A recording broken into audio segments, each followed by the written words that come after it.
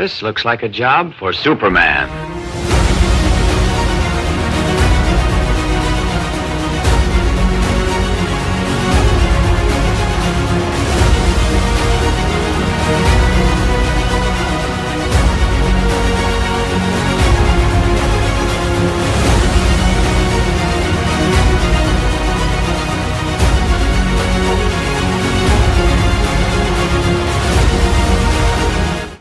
Welcome to Super Pals. I'm Jared. I'm here with Robert. What's up, man? What up? And today we're discussing Superman, Panic in the Sky / I put Man of Tomorrow in here because this is looking more and more like it's going to be the story for James Gunn's Superman 2. Half of it. At least a major part of it, because so the rumor is the female casting is Maxima. Called it. And if true, yeah. And the thing about that's interesting for the storyline is like, and with also Brainiac included, our thinking is it could be a version of Panic in the Sky. Exactly, but mixed with some of Jeff Johns' stuff.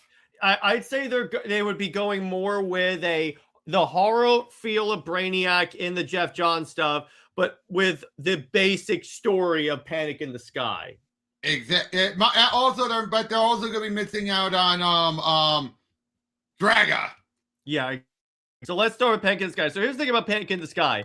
First off, so this was like the last major storyline for Superman before he died. Yeah, in fact, and the other thing is, it was done to boost sales. Really? Oh, wow. Because you needed an event to get ad space. Yeah. So, and now here's the interesting thing about this. Superman is still not a member of the Justice League at this point, like the actual league. And so the idea is that Brainiac is invading and Superman has to assemble an army of superheroes, including like a like general that's going to lead the army who happens to be Deathstroke. Perfect. Yeah, I'm like, that's a good one. I'll give you that. Slate. Deathstroke is a perfect one because he is a great tactician. And especially because Diana was not portrayed by this point as a strategist at his caliber at first. And he wasn't really close friends with Batman yet, I don't think. Exactly. Would you agree with what I just said? That Diana, at this point in Perez's run, was not portrayed as a tactical genius. Not yet. She would be, but not yet. Yeah, exactly. So we get this like poncho dude that's in a sort of subdued Superman costume. Exactly. Let me put it this way. This character would be very important. Yep. Like some good, and then we see Maxima, who, Robert, for the umpteenth time, explain to the audience who Maxima is. Basically, a warrior woman who wants to have Superman's babies because they'd be perfect warriors. Yeah, exactly. And she's like the more forceful. And Robert and I talked about her in the special issue discussion we did on the. And Draga, to go about was Draga. When Superman went into exile after killing the Kryptonians, he made his way to Warworld, which led to a gladiator fight. Draga was Warworld's champion. Superman beat him easily, but and he wanted his death.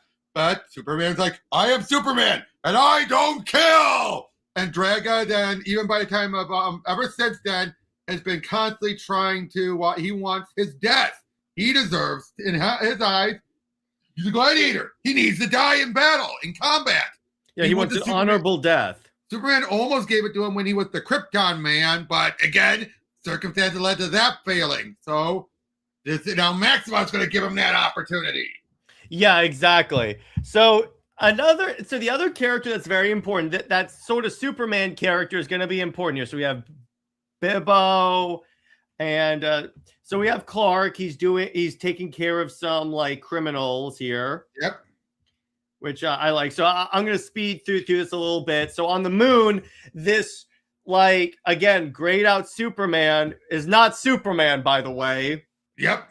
He's ambushed by Draga, and then it turns out this particular individual is, where is it? Matrix Supergirl! Hey, what's up, Tevia? Yep, she had gone out on the run.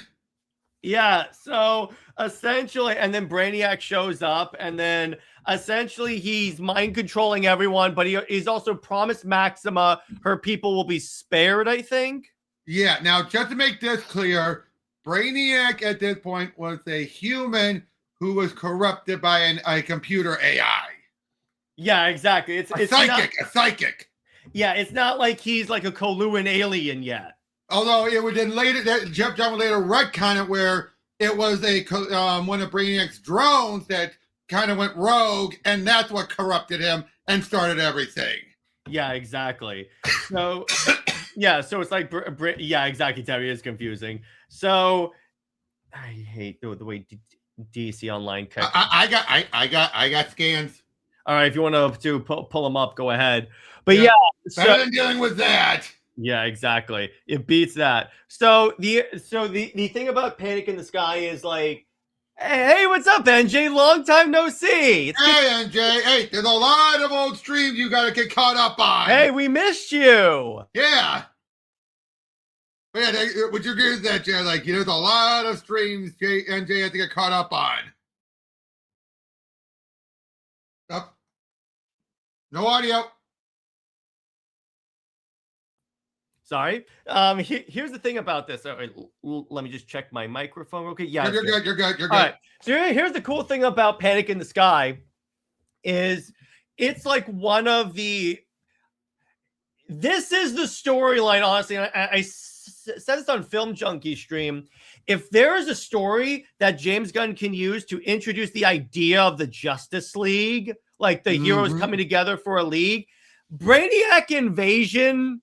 That's about a severe enough threat for that. Oh my God, that's right. Did you see James Gunn more for whatever reason having Peacemaker be in the Deathstroke role? Oh no. He could. I doubt it, but he could. I liked, but here's the thing: there is a Deathstroke Bane movie that's supposed to be happening, but it's not going to be out by the time of Man of Tomorrow.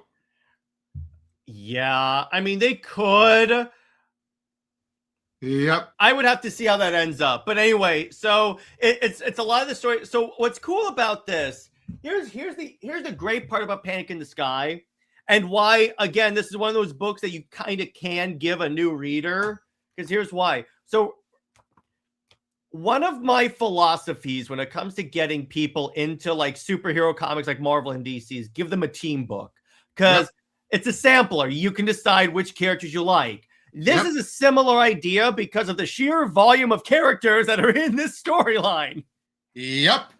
Of course, much like the Death of Superman, you have Clone Lex again. So you'd be like, Clone Lex. Lex, that's a clone. That's kind of not a clone, but yeah. Yep. But so essentially Brainiac invades and Superman has to assemble an army of the superheroes. Oh, look at that. Oh, I love that. So the army includes like Aquaman, Wonder Woman, basically all the superheroes and really all the super right here. There you go. There you go.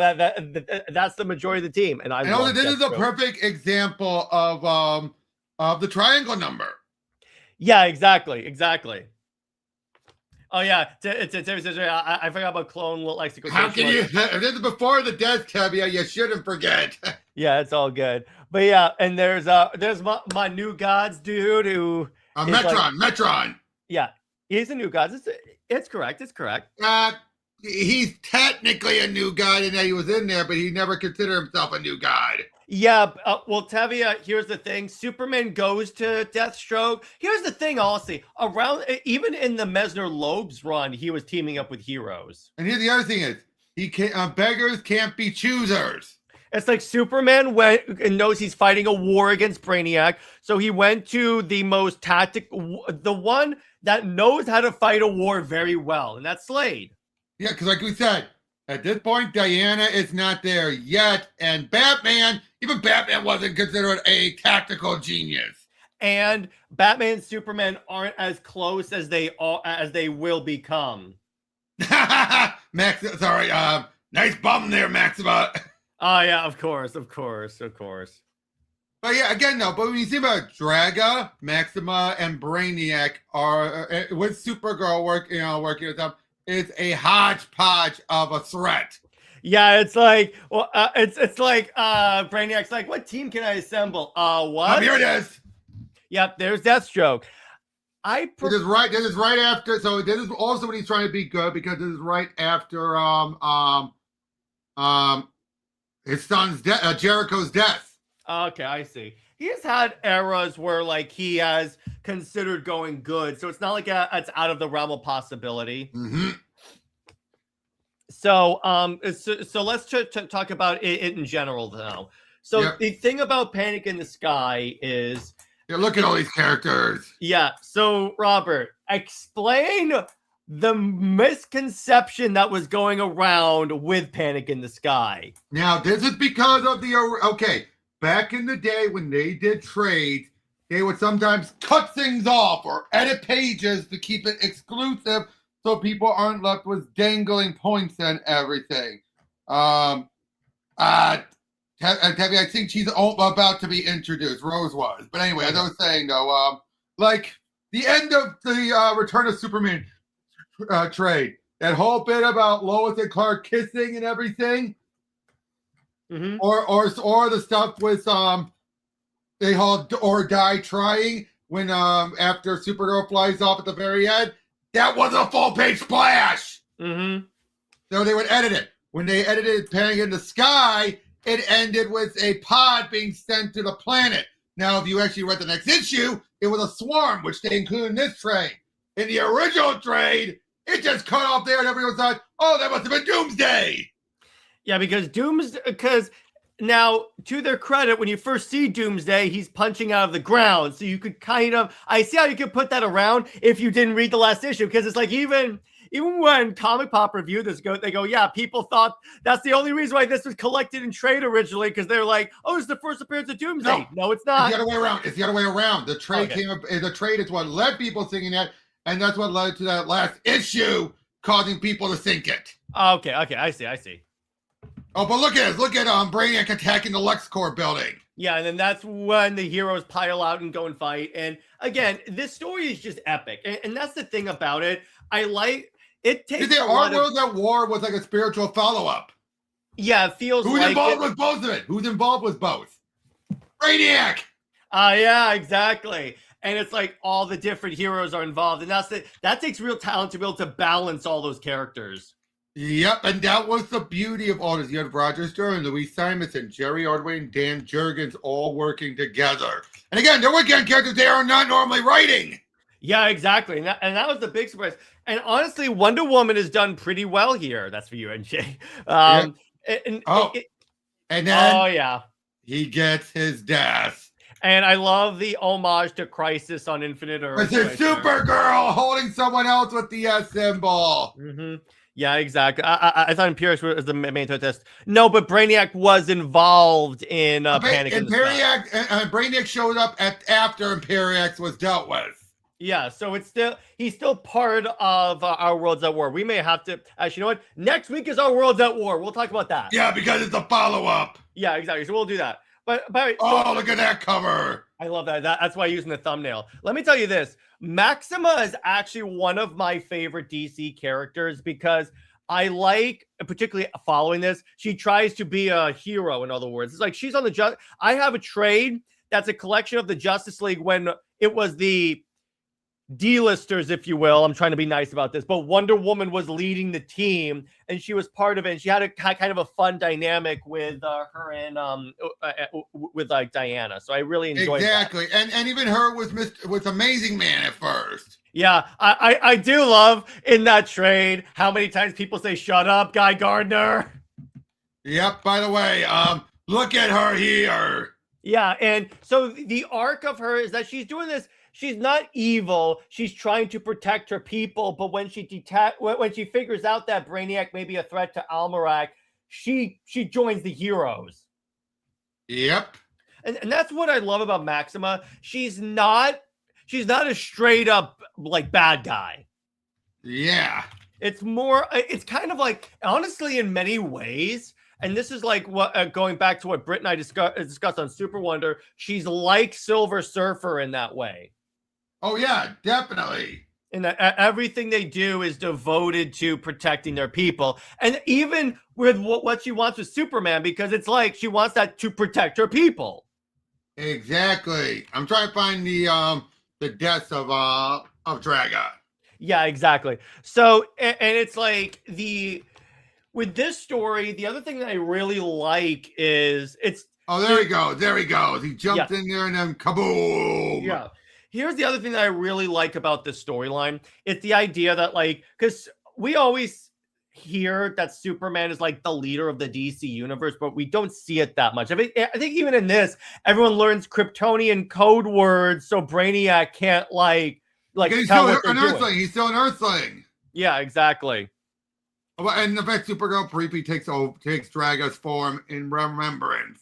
Yeah, that's really cool. I like that. And then it's like, I like how like the A plot is like them fighting on Brainiac's ship. The B plot is like Batman, Nightwing, Blue Beetle, and stuff fighting a ground war. So it's like it's two different conflicts. Because here's why that's important.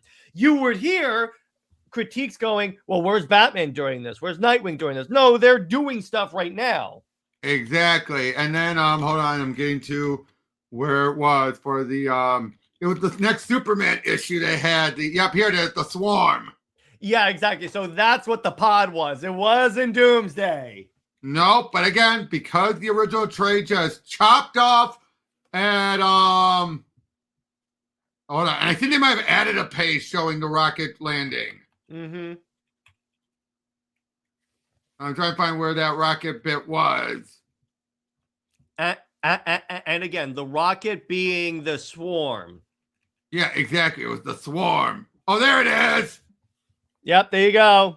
And I think they added a few bits of it landing on Earth. Yeah, exactly. Because they just ended it right there. Yeah, and the thing about this is like, yeah, we get to see a ranking of Wonder Woman 29. Hopefully good. Let me put it this way, NJ. I enjoyed it for what it was. I thought it was well, here's the thing, Robert, and so far you, Jim, and Britt all have the same opinion. With me, it's more of first off, I liked it for what it was. I enjoyed it. I give it a pretty high ranking. Oh, you mean in terms of like the overall sales ranking? Well, we don't have those yet. We don't have that yet. But in terms of if I enjoyed it, for what Stephanie was given, pretty good. Because remember, she doesn't have as much freedom as people think she would. By the way, did you hear? Did you notice what else James Gunn had teased? Okay, what? Chocos. Oh yeah, Martian Manhunter's Oreos. His favorite Oreos. Yeah, he's gonna show up. You know it. That would be great if, like, I could see them teasing it. If they don't want to show Jean, just have like, Detective John Jones shows up, and he's eating chocos. Yeah, but the fact that he's actually making chocos look like a real brand. That's good. That's the other thing that I do admittedly like about that is that he's putting a lot into like the world like Big Belly Burger and production design of it. Right, basically like the Big Belly Burger. Yeah, exactly. And then Tavia asked, "Did Brainiac lose his brain at the end of the story?" No, more like she fried him, but no, he would still stick around. Oh, by the way, NJ, I will say this, by the way, the sales rankings for all of 2025 came out. First off, it's embarrassing to Marvel. Let's just say that right there. And Absolute Wonder Woman was the 5th highest selling trade that year. Yeah, but let's be honest, it's even more embarrassing for Tom Brevoort because none of the books were excited. Like, you can't even count Ultimate Wolverine. Nope, it's an Ultimate book. Mm-hmm. It's kind of funny how like the sales is showing don't cancel this, but the Marvel's like no. Cue the Skeletor. No. Yeah, there you go. But yeah, and so yeah, what happened to Marvel's pathetic right now in the comics. That's the funny part about it, because when you look at the sales, it's like Marvel, maybe you should start. I almost feel like we should switch to a Q&A almost already. Well, let me put it this way. Panic in the Sky is great. I love this story. It's not that complicated of a storyline, because it's like, so there you go. But real quick, let's talk about if they adapt this. The way I see them adapting this is, like I said at the beginning of the stream, hybridizing this in Jeff Johns, and then no War World. Yeah, exactly. Yeah, that's why we're talking about TMO. So my thinking about this, it's gonna be no War World. Honestly, I could see them not. I could see them just having right. Here's what they could do. Here's what they could do and use Supergirl because Supergirl exists in this. Obviously, not Matrix. Nope. So Brainiac still convinced because remember, Supergirl is a little more aggressive in this universe than Superman is. We saw that in the trailer. So what they could do is have it where like because remember, she doesn't have a high opinion of mankind. It seems that they're going in that direction with the character. So what they could do is have it where she teams up with Brainiac and then has the Matrix arc. Oh, by the way, one thing that Gunn is going with, and I actually do understand because it is true. She doesn't know much about what her uncle and aunt because pre-crisis she didn't. I'll give you that. That works. Pre-crisis, she didn't know much about her uncle and aunt. She didn't have that tight relation. That was a Loeb creation. Okay, I see. That was never a part of the original character. She just knew of them, but it's like, what did they do? What are you asking me for? Yeah, and then in terms of like, I think we'll still have the Justice Gang and characters being the cameos and stuff, and those are the characters that will fight, that will be in the war against Brainiac. Have you saved those things for the Q&A? Yeah, Q&A. We'll be getting to that shortly. It's just we're just going to talk about this one topic, then we'll get to Q&A. But Robert, how do you think they should adapt Panic in the Sky? Here's the thing though. How do you do Max? You would take some time out to introduce Maxima though. You can't just have her show up as just the villain of this magnitude. What you could do is have it where the beginning of the movie is Maxima first showing up to Earth because she hears of Superman. Because the implication of the Superman movie is that the universe knows of him. So she shows up, says, "Let's mate." Yeah, no. He goes, no. And then maybe even they fight and then he like subdues her. And then she gets recruited by Brainiac because it's like, hey, you can get revenge. Yeah, now it is a tread walk to make sure you do not have her come up to Misandrous. Yeah, exactly. You do not want to do that. But what happens is then what you get is and then also introducing Brainiac as well. That's the other thing. I could see, honestly, here's what the other thing you could do is have the battle with Maxima at the same. Wait, why doesn't the comic book community like Maxima? Because they see Mayverse Zero is two-dimensional, that she just wants a man. And that's even in the, honestly, again, I can't believe I'm giving credit to Dan Jurgens. The Treasury edition for 2025, that's not why she teamed up with Cyborg Superman, or as Batman elegantly put him, Dime Store Superman. Again, the fact Jurgens can laugh at himself. That's the one time, because I know I get annoyed when Jurgens keeps using those characters. I get why he does it. Let me be clear. I understand why he does it. One, there is characters too. They are legit threats. And there's Superman characters who's writing Superman. But I like when he just craps on him like that. That's so good. I'll say this. Cyborg Superman can appear in 2 books. He can appear in Justice and Superman. He can appear in Green Lantern. Yeah, he works in either one. But the point is, it's like with that, she wasn't there because she wanted to mate with Cyborg Superman. I mean, one, she can't, but 2, it's like, hey, it's more of a symbolic gesture of, if I can't have you, I'll have him. Yeah. Hey, what's up, Cameron? How you doing, my brother? But yeah, so that's yeah, exactly. Now, so now like, did you become more villainous? Yes. And it's like DC has tried many things to develop Maxima. The problem is, like in the new 52 and Rebirth era, they crapped on the old one and just replaced it. And and again, it wasn't bad until they did that issue. Yeah, it's like, okay, I get it. That was tacked on in the first place. Yeah, it's like, hey, if you want to do a new direction with the character, because that's what the whole initiative was in the new 52 and Rebirth kind of was like new directions with the characters. Again, I don't know why I keep saying that, but it's like, at least don't crap on the old one. Because even with Superman, they didn't crap on post-crisis Superman. Nope. And no, absolutely not. What? I do not want Cyborg Superman to be a Lex creation. Yeah, honestly, Cyborg could be a Brainiac creation. Or they just go the Fantastic Four jab route, and then because hey, who did Superman beat at the box office? And he's played by Pedro Pascal. No, it will still be. Okay, as no, what's his name from the from Multiverse of Madness? Who played Reed in that? Oh, John Krasinski. I could see John Krasinski As play Henshaw. No, as Henshaw. But then when he's Cyborg Superman, then it's David again. I could see that happening. That would actually work really well. Because you gotta have that. You gotta have a beat. There's Hank Henshaw, but I would see that to keep him one. It gives you a chance to have him free a brief bit because of an actor of his caliber. But two, he can still do voiceovers. Yeah, it's so to clarify, the reason why Cyborg Superman looks like Superman when the human part is well, in the comics, he went to the birthing matrix, which had both Kryptonian tech and Superman's genetic code. That's why he looked like Superman when he came back. So here, he could probably just go to the fortress. Yeah, exactly. And by the way, Tevia says, I still wonder what happened to New Max, where she erased. I don't know what happened. All I know is that they just ignored her. They just ignored her. Yeah, an old and they didn't even even though Superhero was there, they didn't even reference New Maxima. Yeah, so I'm like, likely. I don't know what happened, honestly. I don't want to make like assumptions on that. Yeah, I'm not gonna make assumptions because all it takes is someone else to reference her again. Yeah, so that's relatively easy. Same thing happened with Bernard. Yeah, exactly. So let's do a Q&A. People are bringing up such great questions. So let me go. Let me scroll back. Yep, sorry.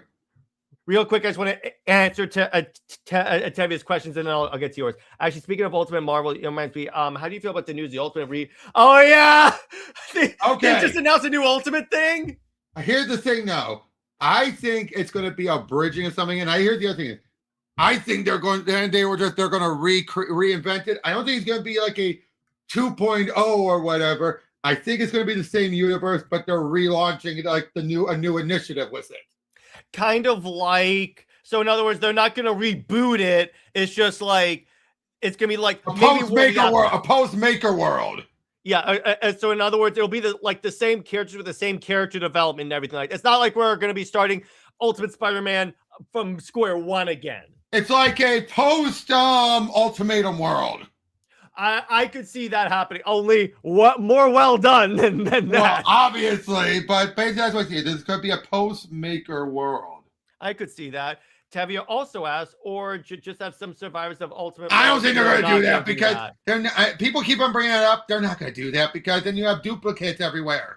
That would significantly confuse everyone. And not only that, though, but they reduced the number of characters they focused on in the first place. And here's the other thing. When they did that with Miles, the Ultimate Universe was blown up. It didn't exist anymore. By the way, Cameron, actually, this was all in the Superman books. There was no tie-ins. Oh, yeah, exactly. It was just Superman books. Yeah, but it was a big event. Yeah, it was a Superman event that affected the entire DC universe, and that happens sometimes. It didn't carry over anything into the other books. Yeah, exactly. So basically, a relaunch of comics similar to Ultimate Comics did back in the day. Yeah, essentially that. Basically, that's what I'm getting. That's my theory anyway. And a DC Comics analogy for it would be like Rebirth. New 52 to Rebirth, maybe. No. I would say Rebirth to Infinite Frontier. Yeah, I could say that. In other words, the event still happens. It's just like not like the world it's been so drastically shaked up. It's practically a new world. Maybe we can get an actual X-Men. That would be kind of nice. Now, I got a question for you. All right, let's do this. People are once again, because of Jim Lee's statement, bringing up the whole manga's beating out comics. When it's like, guys, it's apples and oranges. Get over yourself. Well, here's the thing.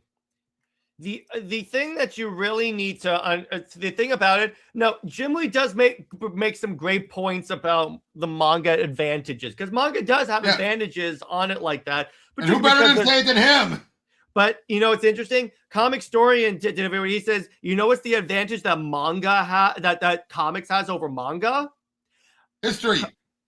The shared continuity, because manga doesn't do that. Where like the My Hero Academia people could show up in Dragon Ball or something. The only time that would happen It's special little bulk, but that's only for the imprint brand. And that's why people come to superhero comics, and because that's why I'm so tired of seeing people complain. And they keep on just bringing all the positive for manga, but it's like, guys, you're only focusing on the big two and ignoring Image and Dark Horse and almost all these other ones that are more like manga. Like, look at Invincible.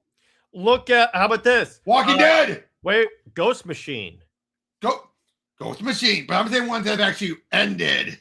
Yeah, that is very true. Tio says this is off topic. No, we're doing a Q&A, so it's all good. But I'm wondering if it was revealed who's behind the mask of Question New 52. They already did. It was Kane, I believe. Okay. No, not Kane. No, that was Vandal. That was no. It was Judas Iscariot. No, Judas was Phantom Stranger. Hang on, I'll check because he had this. Remember, he had the silver coins on his neck.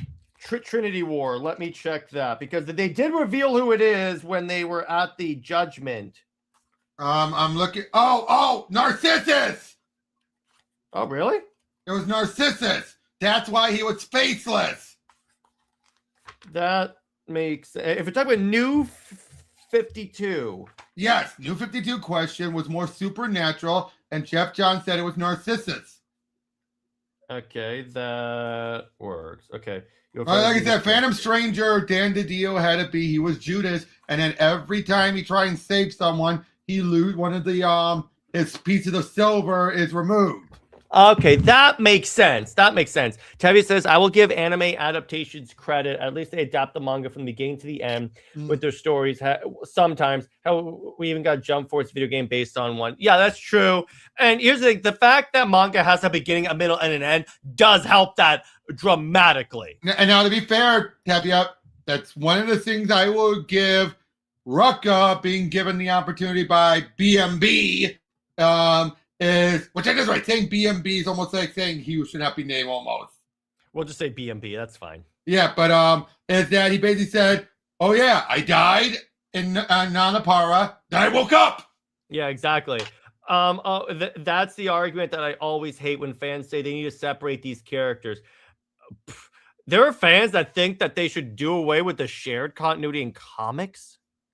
There are people who say we should do a complete ground up reboot once again. When I'm of the opinion you could make that work, but it's like, let me put it this way, either that, because here's the thing, DC has a good example of ways that are doing some manga principles like here's the thing. Here's what I think people are really talking about when it comes to DC. Because compare the main line to the absolute line. Here's why I'm saying that. The absolute line is doing not really a lot of events. Granted, they could be building up to something, but it's mainly like regular superhero storylines where like the characters occasionally cross over. Whereas with the main line, now at least recently it can feel like this is event. Oh yeah, that's why I think they're cutting back on it. Yeah, okay, so we'll see if that helps, but it's like that's the real thing. That's at least what I see as like the major reason. Now here's something people have to remember, because I saw some people say, oh, we were bringing back New 52, but Post-Crisis did it. Can I nip that in the bud? Go ahead. And Post-Crisis had much more carryover. Way more carryover. Even when it was like Superman, Batman, and Aquaman, all their new origins were in the past, and then they have time skips to the present day. The only two that end up being in present day, which actually led to some continuity headaches, were Wonder Woman and, to a much more egregious degree, Hawkman. Yeah, exactly. I'm sorry, let's be honest. Wonder Woman did cause headaches. Oh, major. Yeah. Donna Troy. Oh, yeah. Like, Tabby says, like, honestly, as much as I would like to see Spider-Man maybe get separated from the main, you would never get that. No, that would hurt Spider-Man as a character. Right, but well, here's the thing. Do you know one of the earliest Marvel books, that Spider-Man headline, Marvel Team Up? Yep, and who was in Marvel 2 and 1? That's the funny part that BMB. That's the funny thing when BMB was on New Avengers and he was talking to Marvel, and because he wanted to have Spider-Man and Wolverine on the Avengers. He's like, why aren't your highest selling characters on your biggest team? And they go, well, Wolverine's a loner. Wolverine's no, Spider-Man's a loner, and then BMB goes, he headlined Marvel Team Up. And I will say this. I will just say this. You know a quote from Kim Possible I would always use? It's traditional. Well, it's stupid. Yeah, exactly. NJ says, did you like DCKO3? Yep. Yeah, I did. I am disappointed. But here's the thing. Diana choosing Barda, I like that a lot. I love her reason too, though. But I love her reason. Mm-hmm. Who better to know about the Apocalypse Heart? Yeah, exactly. But yeah, exactly. And it's like, plus, I really dig that. That was actually really, and honestly, the artwork in that is, I will say this, KO has fantastic fight scenes. I mean, you kind of need that, right? Hold ya! Even with Fight Month, those are great actions. The fights, even if I hate them, even the Joelle Jones book, pretty dope. Remember, she just wrote it. She didn't draw it. No, but I mean, it's like the writing was like that. But at least let me put it this way, because again, I wrote a script. You still write the fight scenes and like, okay, so this happens and then this happens. So I'm like, thank you. TMO says, do you think that the Marvel authors and editors have failed to cope with the Ultimate Universe in terms of new universes, the month of our time, the month of the comic book, because it feels so much like in the comic book narrative? What does that mean? Here's what I can give my own answer to that. Yeah. Hickman went in with this being a finite, at least a finite for the Maker story. Yeah. Now, here's the one thing. Do I think it was so stupid of Marvel to say we're ending it all the way they phrased it? Yes. Yeah. If it ends up being we're going to have a new post-Maker world, they should have said it's the end of the Maker story. You could say it's the end of the first phase because Marvel does phases. That's a good way to do it. My guess is, here's what I'm thinking. I think they're trying to do a last ditch, salvaging. Yeah, because this is kind of, when you look at the sales for month to month for like the last part of 2025 and then the overall sales of 2025, Marvel got their asses kicked. By the way, Dave, I would strongly disagree. Which Green Lantern are you talking about? Guy, you had Star Sapphire. I will say one of my favorite issues. One of my favorite Fight Month issues. No surprise, there was the Aquaman one, where Aquaman beats him by controlling the water in his body. And hey, Guy Gardner versus Jay Garrick. I didn't read that one. That was a Flash issue. Because I don't have Flash. That's why. Oh, yeah, right. No, wait. Yep. Never mind. Yep. I will say I like the Lex Luthor versus the Demon one. That was fun. That was fun. And I gotta say, I love the scenes of each of these different rounds. Yeah, exactly. They can tap into every version of themselves. You can give them all these weapons. You can have them team up with people. You can, yeah, exactly. As soon as I see Lex in the Superman armor, which I always felt was really cool, I'm like, okay, that's really cool. I like that. That's really dope. He has the new cape. All right, what's the new 52? I'm sorry. I like that. And Dave says he just wanted a Green Lantern to win. To be fair, dude, we all knew it wasn't going to happen, especially once it was Guy. Yeah, if it was like Hal Jordan, yeah. I love Guy. Don't get me wrong, but he was never going to make it to the finals. Yeah, or maybe Carol could have, but if it was Hal, they would have done. Yeah, and Devin, we get it. That was a typo. At least you clarified that. Yeah, it's all good. It's all good. They show Batman Who Laughs, which surprised me. Oh, it wasn't. It wasn't. It was a trick, but still. It was the Emperor Joker. I love that. That's such a cool idea. Any reference to Emperor Joker, I love. That's such a great idea. Yeah. And that's the thing we just brought that up, Tab. Yeah, we were just I was just implying that. What, the new 52? Yeah, I'm not going. It's not a problem in terms of speaking of new. Yeah, well, here's the thing. No. New 52 Lobo. That was hilarious because I'm like, of course. I mean, if you're gonna reference everything, I mean, come on, reference Monarch. And here's the thing. They showed all of Diana's costumes. They showed the post-crisis one. They showed the Gal Gadot-inspired one. They showed the new 52 one. So I'm like, even as briefly as it was. And, I got to say, this is a small stack. All of that is all the KO stuff? Yeah. Not bad. This is small, wouldn't you say? Considering other events that have happened, yeah. 1, 2. By the way, I do 2 issues, then I put fight months in between. Then Works. 3. That works. By the way, CLD this week we'll go more in depth into that comics versus manga thing because that needs an entire stream for that. Yep. Yeah. So what other questions do you guys have about? Dave says DC KO versus Dragon Ball Super Tournament of Power. I have no idea. KO. Well, we're kind of biased on that. Considering... Oh no, dude, I've seen both. Mm-hmm. Now I will say this though, Super had I will say this: the final fight in KO, plus maybe 1 or 2 other fights here and there, are pretty hard to top. I'll give you that. But yeah, dude, right now 27 issues. That's just what's out so far. And let me double check what's left. 27. Then you have the one shot today. 27, 28, 29, 30, 31.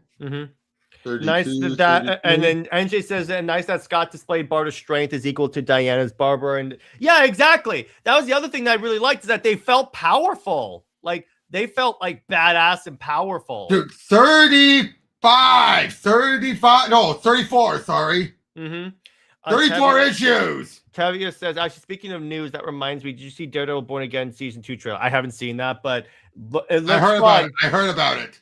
It looks fun. I'm excited. Okay, so like anywhere from 34 to 36 issues. That's the total for KO. That is short, although not as short as Dark Crisis. Yeah, exactly. Dark Crisis was like there's barely any tie-in. But again, look at this. DC has been keeping. That's one thing I will give it. Even Absolute Power was short. DC, I've long said DC compared to Marvel is more conservative, for lack of a better term, when it comes to tie-ins. Marvel's like every book can tie-in. The only exception is when they do the takeover month, 2 months, like Night Terror or Convergence. That's the only exception. Oh man, Night Terror! What way to kill the momentum of a DC thing? My God. But I would say though, on its own, the event wasn't bad. Not a bad event. It's just it kind of killed Dawn of DC. Everyone's like, "Oh, what? Oh, what?" It's like I told Britt this. I'm like, imagine my disappointment when I'm reading through Green Lantern, loving the stories. All of a sudden, it's like this story will continue in 2 months after Night Terrors, and I go, "Oh, come on!" Yep. By the way, you know what the one book in the top 10 that still surprised me? What? Battle Beast. Invincible was a big thing, but just one issue. Yeah, well, here's the thing, Robert. What gimmick did Battle Beast have? What was it? Blind bags. Yeah, wasn't that the first one that actually kicked that off? Yes, the first one. The first one exploded. Then you also had like the horror book that did it, and then DC did that for KO #1. Oh boy, the fact that Batman being king again was #1, and then you also have the Batman Deadpools are all in the top 3. That's believable. And then even Hush. By the way, did you hear someone made a funny spoof? They said the next thing Jim Lee's going to do is he and Jeff Johns are going to reunite and do a sequel to the Legion of Superhero story, and it was spelled LSH, or like LS2H. And then it'll take like years to come out. Yeah, but with Jeff writing, probably not. Well, you say that. You say that. Oh, good point. But even Loeb is notorious for his Doomsday Clock would like a word with you, kind sir. Good point. And even then, he had all of his other issues. But and Batman Earth 1.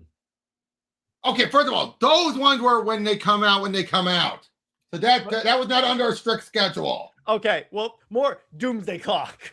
Okay, I was at now. I gotta say though, I'm still and looking now and seeing that Absolute Martian Manhunter was number 17. Okay, now I see why they extended it to 12. Why? No, it was number 17 overall. Ah, there you go. That kind of explains it. Yeah, you see that like Okay, I understand now. But yeah, I'm looking at all this. Okay, let's look at. Okay, I want you to count out. I'm going to list all of the Marvel books that came out. All right, so you keep it count. And this is for the top 50. Marvel, DC, Deadpool, Batman. Ultimate Wolverine. Amazing Spider-Man #1. One World Under Doom #1. Godzilla versus Spider-Man #1. Marvel Rivals #1. Ultimate Spider-Man #16. Fantastic Four #1. That's it. 8 books. 8 books. Wow. And only 2 of them were Ultimate. And notice Wolverine outdid Spider-Man. Oh, Dave has another crazy idea. Jim Lee concluding Frank Miller's All-Star Batman and Robin. I don't know. I heard that Tom King was originally offered that job, and I go, I could honestly, of all the Batmans I could see him writing, it would be that one. Now that was just for units, to be fair. Oh, by the way, number 50 was DC Sonic. It is utterly hilarious that like the X-Men used to be one of the biggest comic book brands. Forget Marvel brands. Look at it now. Yep. Now, believe it or not, there's actually a few bit more for dollars. Okay, here's the dollar ones for top 50 for the year. Marvel, DC, Deadpool again. Duh. Ultimate Wolverine. Amazing Spider-Man #1. Let me get Amazing Spider-Man #11. Okay. One World Under Doom #1. Marvel Rivals #1. Captain America #1. Ultimate Spider-Man Incursion #1. Imperial #1. Ultimate Endgame #1. And Godzilla vs. Spider-Man #1. And Wolverine #8. By the way, Tabby brings up an interesting point. So it's kind of funny. They released a list of which characters can be featured in X-Men '97 Season 2. What? They're missing one very important character. They said they're adapting the Grant Morrison run. Do you know who's not on the list? Nova? I'll give you a hint. She's my favorite X-Men. Oh, wait. Was she ever introduced in '97? Yes, she was. Oh, you're right. You're right. They did the island getting blown up. That's true. So I'm like, what? She's kind of important to that. Maybe they say she died. No, she didn't. They established she was alive. They showed the diamond form. All right. NJ says, did you like Grill's portrayal in Titans 31? I thought it was cool that her and Donna's discussions are heavily related to Diana. I have to read that for sure. I would say if King's not going to reference it, someone has to. Can I say I love that that Grail is getting referenced, because it's like, again, she is like one of the villains that was created of relatively recently. I'm saying relatively, that is like fantastic but barely used. I get, like, to be fair, she is a bit of a restricted a little bit, yeah. Because I hate to say it, she is a dark side lackey. Yeah, exactly. She's just a step up above the Furies. I hate to say it, she's a step above the Furies. Let me put it this way: she's inner circle. Yeah, and Cameron, no duh, we were getting season 2. We're just not having DeMayo involved. Yeah, which I'm like, man. But anyway, so I think that's a good place to leave it. So this was a fun story. I rate Panic in the Sky 8.5 out of 10 for me. I'd say that. Hey, I still say it's one of the peaks of the the triangle number. Oh, it definitely is. I'll give you that. It definitely is. And he goes, I have a random dream last night about buying 90 issues of X Factor for cheap. I have no idea where that came from. Okay, X Factor. Okay. That's a dream, Dave. That's a dream right there. If you said X4, that would have been, no, that's just Tuesday. Yeah, exactly. But anyway, so Robert. X Factor, that depends on what era. So, Robert, where can we find you and what have you got coming on your channel, my brother? Link down below. And coming up on lesson 666 soon. Ooh. Of course, I'm going to cover that. But in a little while, I'm going to start streaming the King's Quest reboot. Hell yeah. It was Christopher Lloyd and so many other big name voice actors. Yeah. NJ says her being Wonder Woman's reverse Flash was pointed out too. I wouldn't go that far of her being the reverse Flash. I would. And NJ looks like DC's copying my content now. So as for me, Wonder Woman Wednesday, I'm talking about the Tomorrowverse Wonder Woman, who is like one of the best portrayals of the character, animated portrayals of the character. As far as Under Two Capes, we're going to be talking about if we editorially ran DC, what would we do and stuff. DC and Marvel, how we fix them. Again, excluding fire everyone. Fire everyone is off the table, but the one addendum is assuming we can do whatever we want. There's no one up, assuming that we've been given carte blanche. I want to be very clear about that. As far as Super Wonder Legacy, Britt and I are going to be rebooting Superman and Wonder Woman. Movie night, we're going to be talking about Conan the Barbarian. Really excited for that one.